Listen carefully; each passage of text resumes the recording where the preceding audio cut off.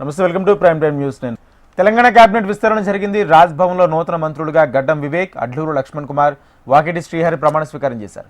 Governor Jishnu Dev Varma వారితో ప్రమాణం చేయించారు. ఈ కార్యక్రమంలో సీఎం రేవంత్ రెడ్డి, మంత్రులు పాల్గొన్నారు. మంత్రివర్గ విస్తరణలో కాంగ్రెస్ అధిష్టానం సామాజిక న్యాయాన్ని పరిగణలోకి తీసుకుని నూతన మంత్రులను ఎంపిక చేస్తుంది. దీనిలో భాగంగానే ఎస్సీ మాల నుంచి వివేక్, ఎస్సీ మాదిగ నుంచి అడ్లూరు లక్ష్మణ్ కుమార్, బీసీల నుంచి వాకిటి శ్రీహరి ముదిరాజుకు అవకాశం కల్పించారు. గడ్డం వివేక్ చెన్నూరు నుంచి కాంగ్రెస్ తరపున ఎమ్మెల్యేగా గెలిచారు. ఆయన ప్రముఖ కాంగ్రెస్ నేత వెంకటస్వామి వారసుడిగా రాజకీయాల్లోకి ప్రవేశించారు. 2009లో కాంగ్రెస్ తరపున పెద్దపల్లి ఎంపీగా గెలిచారు. తెలంగాణ ఉద్యమ సమయంలో 2013లో టీఆర్ఎస్లో చేరారు. 2014 ఎన్నికల సమయంలో టీఆర్ఎస్ నుంచి మళ్లీ కాంగ్రెస్లో చేరారు. పెద్దపల్లి స్థానంలో కాంగ్రెస్ నుంచి పోటీ చేసి ఓడిపోయారు. 2016లో మళ్లీ వివేక్ టీఆర్ఎస్లో చేరారు. ఎంపీ టికెట్ దక్కకపోవడంతో 2019 ఎన్నికలకు దూరంగా ఉన్నారు. 2019 ఎన్నికల తర్వాత బీజేపీలో చేరారు. 2023లో మళ్లీ కాంగ్రెస్లో చేరిన వివేక్ చెన్నూరు ఎమ్మెల్యేగా గెలిచారు. అడ్లూరు లక్ష్మణ్ ఎమ్మెల్యేగా గెలిచిన తొలిసారి మంత్రి పదవి వరించింది. 2023 అసెంబ్లీ ఎన్నికల్లో ఆయన ధర్మపురం నియోజకవర్గం నుంచి గెలిచారు. 1986, 1994 మధ్య కరీంనగర్ ఎన్ఎస్సీఐ జిల్లా ప్రధాన కార్యదర్శిగా పనిచేశారు. ఇక 1996 నుంచి 2001 మధ్య ఉమ్మడి ఆంధ్రప్రదేశ్ యూత్ కాంగ్రెస్ ప్రధాన కార్యదర్శిగా బాధ్యతలు నిర్వర్తించారు. 2006లో ధర్మారం జడ్పీటీసీగా పోటీ చేసి గెలిచారు. 2009లో ధర్మపురం నుంచి ఎమ్మెల్యేగా పోటీ చేసి ఓడిపోయారు. 2010 నుంచి 2012 మధ్య కరీంనగర్ జడ్పీ చైర్మన్గా పనిచేశారు. 2009లో అసెంబ్లీ ఎన్నికలు, 2010 ఉప ఎన్నికల్లో ఓడిపోయారు. 2013 నుంచి 14 మధ్య ఏపీఎస్సీ కార్పొరేషన్ చైర్మన్గా పనిచేశారు. ఇక 2014, 2018 అసెంబ్లీ ఎన్నికల్లో కాంగ్రెస్ తరపున పోటీ చేసి స్వల్ప తేడాతో ఓటమి పాలయ్యారు. గత ఎన్నికల్లో బీఆర్ఎస్ అభ్యర్థి కొప్పుల ఈశ్వర్పై 2229 ఓట్ల తేడాతో విజయం సాధించారు.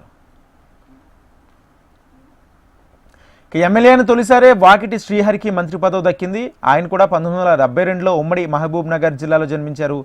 2023 అసెంబ్లీ ఎన్నికల్లో కాంగ్రెస్ తరపున పోటీ చేసి గెలిచారు. బీఆర్ఎస్ అభ్యర్థి చిట్టెం రామ్మోహన్ రెడ్డిపై 17,522 ఓట్ల తేడాతో గెలిచారు. 2014 నుంచి 2018 మధ్య ముక్తల్ జడ్పీటీసీ, జడ్పీ ఫ్లోర్ లీడర్గా పనిచేశారు. 2001 నుంచి 2006 మధ్య ముక్తల్ సర్పంచ్గాను పనిచేశారు.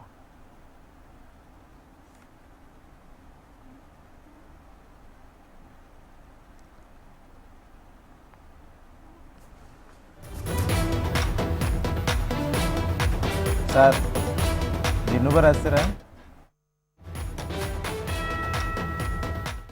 వెంకటస్వామి, అడ్లూరి లక్ష్మణ్ కుమార్ అనే నేను, వాకిటి శ్రీహరి అనే నేను శాసనం ద్వారా నిర్మితమైన భారత రాజ్యాంగం పట్ల నిజమైన విశ్వాసం, విధేయతను చూపుతానని, భారతదేశ సార్వభౌమాధికారాన్ని, సమగ్రతను కాపాడుతానని, తెలంగాణ రాష్ట్ర మంత్రిగా నా కర్తవ్యాలని శ్రద్ధతో, అంతఃకరణ శుద్ధితో నిర్వహిస్తానని, భయం గాని, పక్షపాతం గాని, రాగద్వేషాలు గాని లేకుండా రాజ్యాంగాన్ని, శాసనాలను అనుసరించి ప్రజలందరికీ న్యాయం చేకూరుస్తానని దైవ సాక్షిగా మనస్ఫూర్తిగా ప్రమాణం చేస్తున్నాను అనే నేను, వాకిటి శ్రీహరి అనే నేను తెలంగాణ రాష్ట్ర మంత్రిగా నా పరిశీలనకు వచ్చిన లేదా నాకు తెలియవచ్చిన ఏ విషయాన్ని నా కర్తవ్యాలను సక్రమంగా నిర్వహించేందుకు అవసరమైన మేరకు తప్ప ప్రత్యక్షంగా గాని పరోక్షంగా గాని ఏ వ్యక్తికి లేదా వ్యక్తులకు తెలియపరచనని లేదా వెల్లడించనని దైవ సాక్షిగా పవిత్ర హృదయంతో ప్రమాణం చేస్తున్నాను. తెలంగాణ కాంగ్రెస్ లో బుజ్జగింపుల పర్వం మొదలైంది. మంత్రివర్గ విస్తరణలో చోటు కోసం ఆశించిన నేతలకు మొండి చేయి చూపడంతో వారిని బుజ్జగించే ప్రయత్నాల్లో పడ్డారు అగ్రనేతలు. రెడ్డి వర్గం నుంచి సుదర్శన్ రెడ్డికి ఖచ్చితంగా పదవి వస్తుందని ఆశించారు. అయితే రెడ్డి వర్గానికి చెందిన ఎవరికీ అవకాశం దక్కలేదు.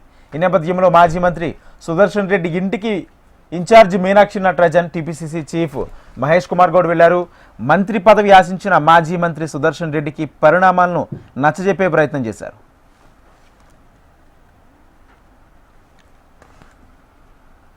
తెలంగాణ మంత్రివర్గంలో స్థానం దక్కకపోవడంపై ఇబ్రహీంపట్నం ఎమ్మెల్యే మల్రెడ్డి రంగారెడ్డి తీవ్ర అసంతృప్తిలో ఉన్నట్లు సమాచారం.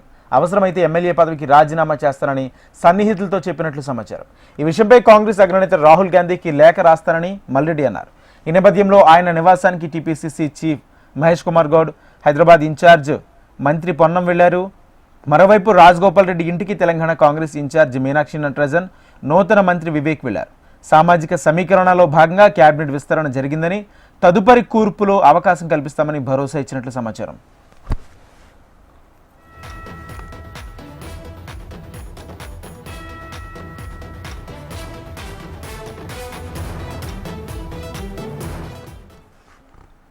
మంత్రివర్గంలో ఛాన్స్ దక్కకపోవడంతో మానకొండూరు ఎమ్మెల్యే కవ్వంపల్లి సత్యనారాయణ అనుచరులు నిరాశకు గురయ్యారు. మంత్రివర్గ విస్తరణలో కవ్వంపల్లి పేరు వినకపోవడంతో నిన్న సాయంత్రం నుంచి క్యాంప్ కార్యాలయంలో ఆయన అనుచరులు టపాసులు కాల్చి సంబరాలు చేసుకున్నారు. అయితే సోషల్ మీడియాలోనూ కాబోయే మంత్రి అంటూ శుభాకాంక్షలతో పోస్టులు పెట్టారు. అయితే చివరకు ఆయన పేరు లేకపోవడంతో అసంతృప్తి వ్యక్తం చేశారు. అయితే అడ్లూరికి మంత్రి పదవి రావడంతో విప్ పదవికి కవ్వంపల్లికి ఇవ్వాలని డిమాండ్ చేశారు ఆయన అనుచరులు.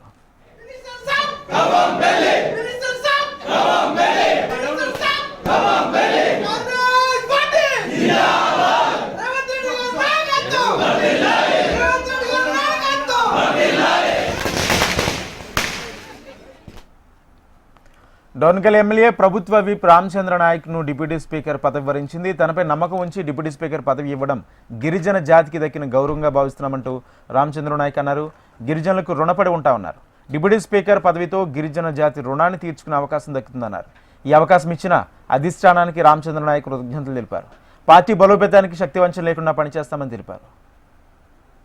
తెలంగాణ రాష్ట్ర ప్రభుత్వం పెద్దలు రాష్ట్ర ముఖ్యమంత్రి వర్యులు రేవంత్ రెడ్డి గారి సారథ్యంలో పిసిసి అధ్యక్షులు మహేష్ కుమార్ గౌడ్ గారి, అదేవిధంగా మీనాక్షి నటరాజన్ గారి ఆశీస్సులు, కేంద్రంలో ఏఐసిసి మల్లికార్జున ఖర్గే గారు, రాహుల్ గాంధీ గారి ఆశీస్సులతో గిరిజన సామాజిక వర్గానికి ఒక ప్రత్యేక గుర్తింపు కల్పిస్తూ మరి గిరిజనుడైన నన్ను మరి డిప్యూటీ స్పీకర్గా నియామకం చేస్తూ ఉత్తర్వులు జారీ చేసినందుకు అధిష్టానానికి, అదేవిధంగా రాష్ట్ర ముఖ్యమంత్రి వర్యులకు, అదేవిధంగా సీనియర్ కేబినెట్ మంత్రులందరికీ ప్రత్యేక ధన్యవాదాలు తెలియజేస్తూ తప్పకుండా భవిష్యత్తులో కూడా కాంగ్రెస్ పార్టీ బలోపేతం కోసం రాహుల్ గాంధీ గారిని ప్రధాని చేసే దాంట్లో తప్పకుండా మా గిరిజనుల పాత్ర ఉంటుంది. వారి పక్షాన నేనున్నా అని చెప్పేసి గిరిజన ప్రజానీకానికి ఈ పదవిని అంకితం చేస్తూ తప్పకుండా డోర్నకల్, మహబూబాద్ పరిసర ప్రాంతాల్లో తెలంగాణ రాష్ట్రంలో ప్రజానీకం పక్షాన తప్పకుండా వారికి న్యాయం జరిగే విధంగా అన్ని రంగాల్లో వారిని అభివృద్ధి పదంలో సాగించే దాంట్లో నా పాత్ర ఉంటుందని చెప్పేసి తెలియజేస్తూ ఈ అవకాశం ఇచ్చిన ప్రజలకు, అదేవిధంగా అధిష్టానానికి, రాష్ట్ర ముఖ్యమంత్రి వర్యులకు మరోసారి మరి మనస్ఫూర్తిగా ధన్యవాదాలు తెలియజేస్తాను. పదవి ఉన్నా లేకున్నా దత్తాత్రేయపై ఉన్న గౌరవం ఏమాత్రం తగ్గదని, పార్టీలకు అతీతంగా అందరూ ఆయన్ను గౌరవిస్తారని తెలంగాణ సీఎం రేవంత్ రెడ్డి అన్నారు. శిల్పకళా వేదికలో హర్యానా గవర్నర్ బండారు దత్తాత్రేయ ఆటోబయోగ్రఫీ ప్రజల కథే నా ఆత్మకథ పుస్తకావిష్కరణ కార్యక్రమం జరిగింది. ఈ కార్యక్రమానికి ఇరు రాష్ట్రాల గవర్నర్లు, ముఖ్యమంత్రులు సహా ప్రముఖులు పాల్గొన్నారు. తన స్కూల్ చదువు బీజేపీలో, కాలేజ్ టీడీపీలో, ఉద్యోగం రాహుల్ గాంధీ వద్ద చేస్తున్నా అంటూ ఇటీవల ప్రధానికి చెప్పినని రేవంత్ అన్నారు. దత్తాత్రేయ కోరుకుంది జనహితం, ఆయనది లౌకికవాదం, ఆయన పాటించేది మత సామరస్యమని చంద్రబాబు తెలిపారు. తెలుగు రాష్ట్రాలను ప్రస్తుత నాయకులు బండారు దత్తాత్రేయను ఆదర్శంగా తీసుకోవాలన్నారు. తాను ఈ స్థాయికి ఎదగడానికి ముఖ్య కారణం రాష్ట్రీయ స్వయం సేవక్ సంఘ్ అని అన్నారు బండారు దత్తాత్రేయ. మల్లు భట్టు విక్రమార్క గారికి Dattatreyji's life is not just a personal journey, it is a chronicle of India's socio-political transformation over the past 6 decades. His autobiography is aptly titled, for indeed it is not just his story, it is the story of the people he has served with unwavering dedication, the people of our country. Before delving into these extraordinary contributions, it is important to pay homage to the roots that nurtured him. His revered parents, late Sri Anjiya and late Srimati Ishwara Amma, it was in their modest home that the seeds of discipline, integrity and service were first sown. Their values shaped young Dattatreyaji into a principled and compassionate individual, laying the foundation for a life dedicated to the nation. Dattatreya గారి కుటుంబంతో, పెద్దలు కిషన్ రెడ్డి గారి కుటుంబంతో నాకు చాలా సన్నిహిత సంబంధాలు ఉన్నాయి. అది అందరికీ తెలుసు. నేమన్న నీతి ఆయోగ్లో పాల్గొన్నప్పుడు ప్రధానమంత్రి గారితో మధ్యాహ్నం భోజన వేదిక మీద కూర్చున్నప్పుడు వారు చంద్రబాబు నాయుడు గారిని చూపించి ఆప్కే సాథీ ఇద్దరే అని అంటే నేను చెప్పా, నేను స్కూల్ మీ దగ్గర చదువుకున్నా, కాలేజ్ ఆయన దగ్గర చదువుకున్నా, ఇప్పుడు ఉద్యోగం రాహుల్ గాంధీ గారి దగ్గర చేస్తున్నా. ఒక్కసారి కార్పొరేటర్, కౌన్సిలర్ అయితేనే వాళ్ళ జీవన శైలి విధానంలో చాలా మార్పు, ప్రజల సంబంధాలలో ఒక భిన్నత్వాన్ని ప్రదర్శించే పరిస్థితులు ఉన్నాయి. కానీ దత్తాత్రేయ గారిని చూసి నేర్చుకోవాలి. అజాత శత్రు అనే పదాన్ని మనం పుస్తకాలలోనే చదువుకుంటాం, కానీ బండారు దత్తాత్రేయ గారిని చూసినప్పుడు ఆ పదము 100% వారికి సరిపోతుంది. ఆయన జీవితం, దృక్పథం, రాజకీయ అనుభవాలు అన్ని ప్రతిబింబిస్తూ భవిష్యత్ తరాలకు ఒక స్ఫూర్తినిచ్చే విధంగా ప్రజల కథే నా ఆత్మకథ పుస్తకం ఉంది. సుదీర్ఘ అనుభవం ఉండే వ్యక్తి మన దత్తాత్రేయ గారు. ఒక మాటలో చెప్పాలంటే, ఏదైనా చెప్పాలంటే వ్యక్తిత్వం ఉండాలి. ధైర్యంగా ఒక సందేశం ఇవ్వాలంటే ఒక చరిత్ర ఉండాలి. ఈ రెండూ కలిగిన వ్యక్తి బండారు దత్తాత్రేయ గారు అని చెప్పి నేను మీకు తెలియజేస్తున్నా.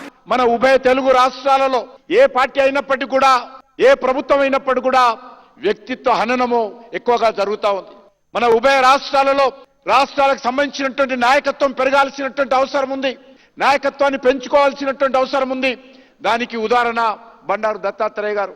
ఏ రకంగా ఏ వర్గంతో సిద్ధాంతపరమైనటువంటి విభేదాలు ఉన్నప్పటికీ కూడా మరి ఎవరిని కూడా వ్యక్తిగతంగా వాళ్ళ వ్యక్తిత్వ హననం చేసేటువంటి ప్రయత్నము బండారు దత్తాత్రేయ గారు జీవితంలో ఏ రోజు కూడా చేయలేదు. కాబట్టి ఈ రోజు మనం అందరం కూడా వారిని ఆదర్శంగా తీసుకొని, అది కాంగ్రెస్ పార్టీ కానీ, లేకపోతే టీడీపీ కానీ, లేకపోతే మరొక పార్టీ కానీ, ఏ పార్టీలో ఉన్నప్పటికీ కూడా వ్యక్తులుగా పెరగాల్సినటువంటి అవసరం ఉంది. వ్యక్తులుగా గౌరవించుకోవాల్సిన అవసరం ఉంది. వ్యక్తులుగా మన తెలుగు ప్రజలకు సంబంధించినటువంటి ఇమేజ్ ను పెంచాల్సినటువంటి అవసరం ఉంది. దురదృష్టవశాత్తు మన ఉభయ తెలుగు రాష్ట్రాలలో మరి దానికి విరుద్ధంగా జరుగుతూ ఉన్నది.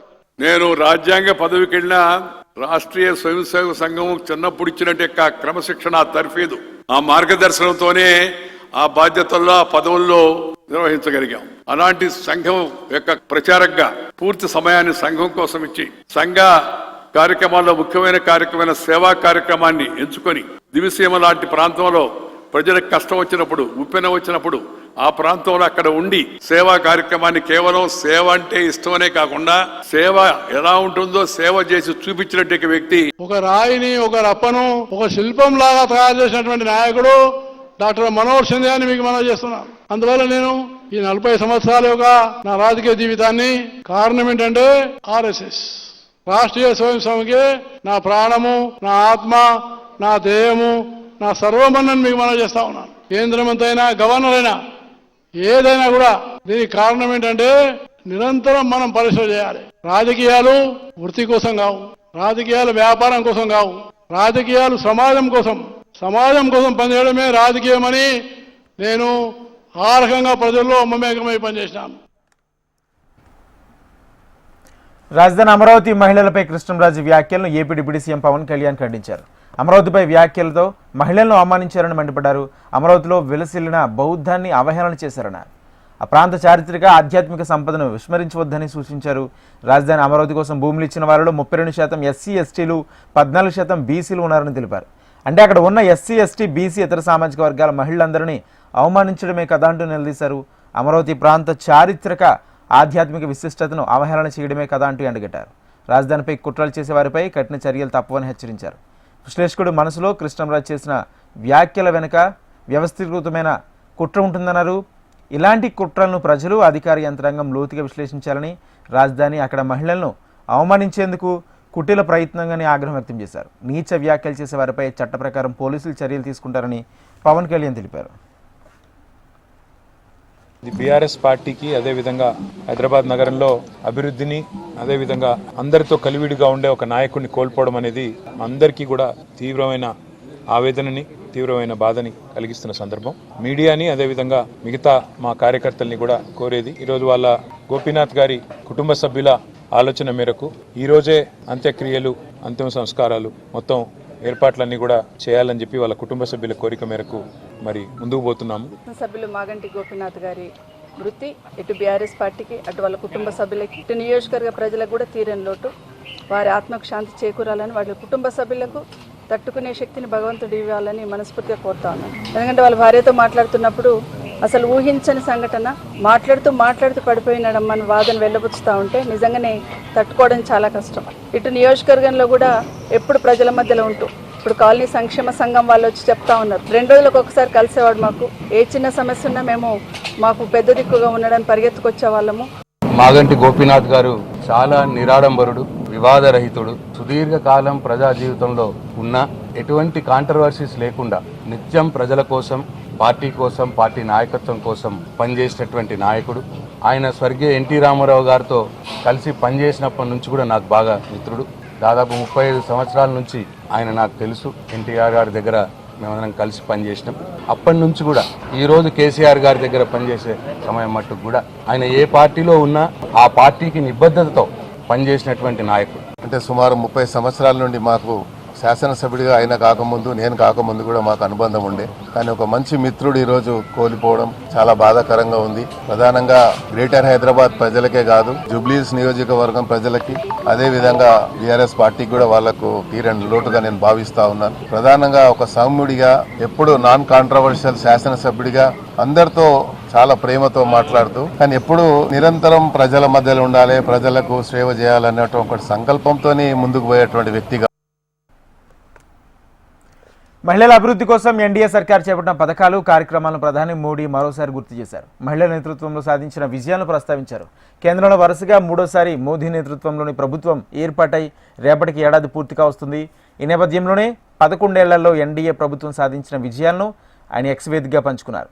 విద్య, క్రీడలు, స్టార్టప్, సైన్స్ ఇలా అన్ని రంగాల్లో మహిళలు తమదైన ముద్ర వేస్తున్నారని తెలిపారు. అంతర్జాతీయ వేదికలపైన మన దేశ కీర్తిని పెంచుతున్నారని తెలిపారు.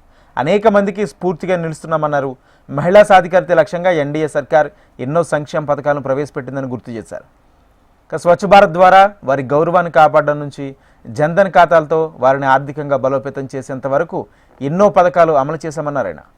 పేద మహిళల ఆరోగ్యం దృష్ట్యా ఉజ్వల్ యోజన పథకం కింద గ్యాస్ సిలిండర్లు, ప్రధానమంత్రి ఆవాస్ యోజనలో పేదలకు ఉచితంగా ఇళ్లు నిర్మించి ఇచ్చామన్నారు.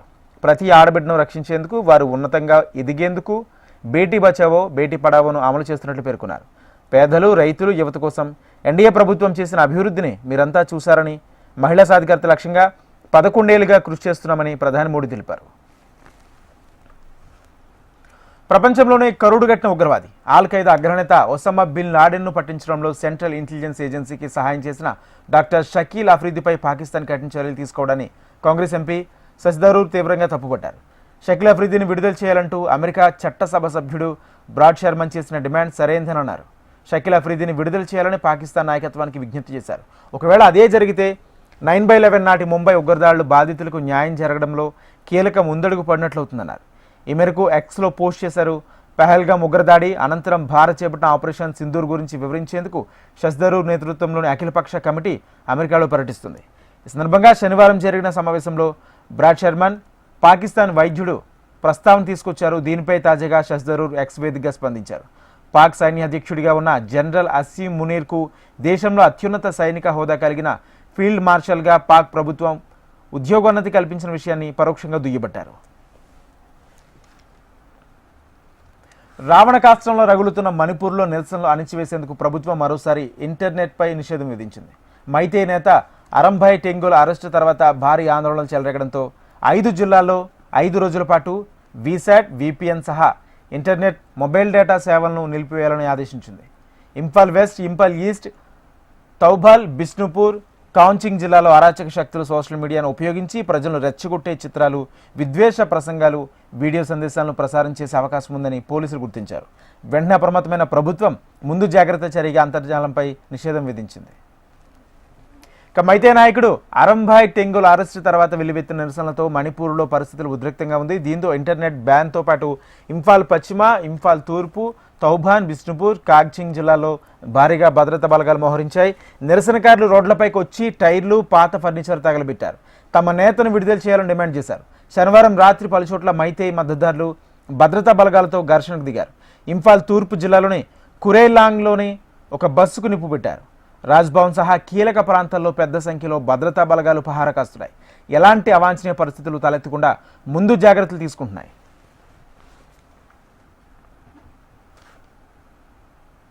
If you put in updates, keep watching HM TV.